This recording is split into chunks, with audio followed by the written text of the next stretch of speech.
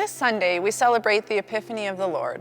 Epiphany means the manifestation of God, which makes me ask myself, how is God manifesting himself in my life today? In the gospel today, we hear about how the wise men were searching for the new king. Their purpose and goal was to find the new king, Jesus. They desired to be in his presence and continued following the star, trusting it would lead them. This made me think, am I continually searching for Jesus' presence in my life? Is this my primary purpose and goal? Or how often does this come second? Every moment of every day, Jesus is present, but how often do we fail to recognize that he is there? This can be in ourselves, in other people, or in our circumstances.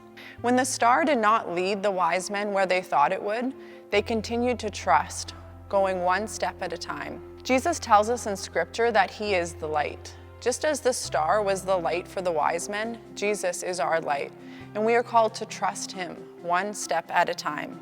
So often when life does not go the way we expect, we doubt and we question, instead of continuing to trust and focusing on taking one step at a time, just as the wise men did.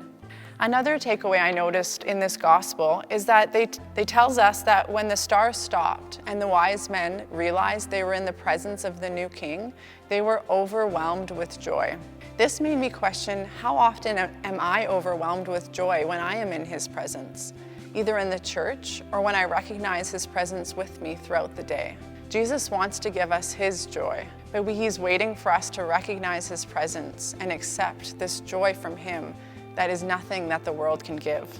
We also read in this gospel that the wise men knelt down and offered Jesus gifts. By kneeling down, they gave him the honor and the glory and the reverence that he is so worthy of. They recognized they were in the presence of the king.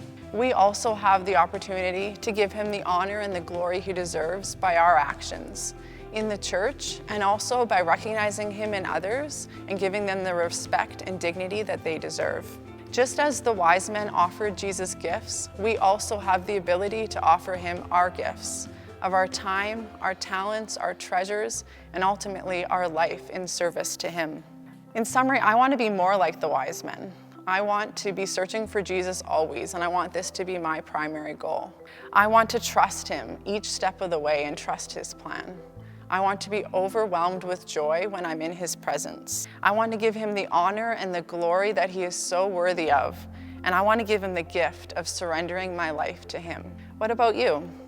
This Sunday, as we celebrate the Epiphany of the Lord, how is God manifesting his presence in your life?